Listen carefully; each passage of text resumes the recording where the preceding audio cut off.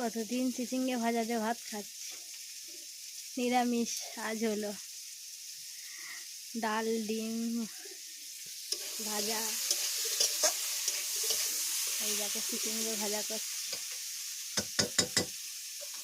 কবে থেকে মাংস খাই না, কি মাংস খাওয়ার ইচ্ছা হচ্ছে আমার।